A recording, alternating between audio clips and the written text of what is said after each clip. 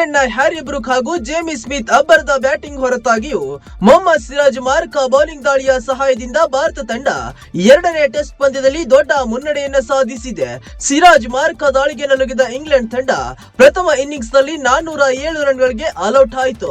ನಂತರ ದ್ವಿತೀಯ ಇನ್ನಿಂಗ್ಸ್ ಆರಂಭಿಸಿದ ಭಾರತ ತಂಡ ಮೂರನೇ ದಿನದಾಟದ ಅಂತ್ಯಕ್ಕೆ 1 ವಿಕೆಟ್ ನಷ್ಟಕ್ಕೆ 64 ರನ್ ಗಳಿಸಿದೆ ಹಾಗೂ ಒಟ್ಟಾರೆ 244 ರನ್ಗಳ ಬೃಹತ್ ಮುನ್ನಡೆಯನ್ನ ಸಾಧಿಸಿದೆ.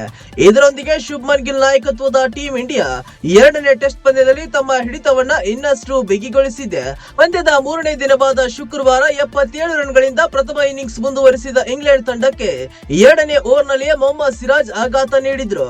ಟೆಸ್ಟ್ ವಿಶೇಷ ಬ್ಯಾಟ್ಸ್ಮನ್ ಜೋ ರೂಟ್ ಹಾಗೂ ನಾಯಕ ಬೆನ್ ಸ್ಟೋಕ್ಸ್ ಅವರನ್ನ ಸತತ 2 ಎಸೆತಗಳಲ್ಲಿ ಸಿರಾಜ್ ಔಟ್ ಮಾಡಿದ್ರು.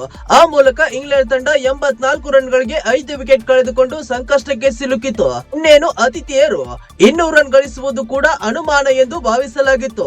ಆದರೆ ಹ್ಯಾರಿ ಬ್ರೂಕ್ ಹಾಗೂ ಜೇಮಿ ಸ್ಮಿತ್ ಆಕ್ರಮಣಕಾರಿಯಾಗಿ ಬ್ಯಾಟ್ ಮಾಡುವ ಮೂಲಕ ಭಾರತದ ಬೌಲಿಂಗ್ ದಾಳಿಯನ್ನ ಸಮರ್ಥವಾಗಿ ಎದುರಿಸಿದ್ರು ಹಾಗೂ ದೀರ್ಘಾವಧಿ ಬ್ಯಾಟ್ ಮಾಡಿದ 303 ರನ್ಗಳ ದೊಡ್ಡ ಜತಿಯಾಟವನ್ನ ಆಡಿ ಇಂಗ್ಲೆಂಡ್ ತಂಡವನ್ನ ಅಪಾಯದಿಂದ ಪಾರು ಮಾಡಿದ್ರು.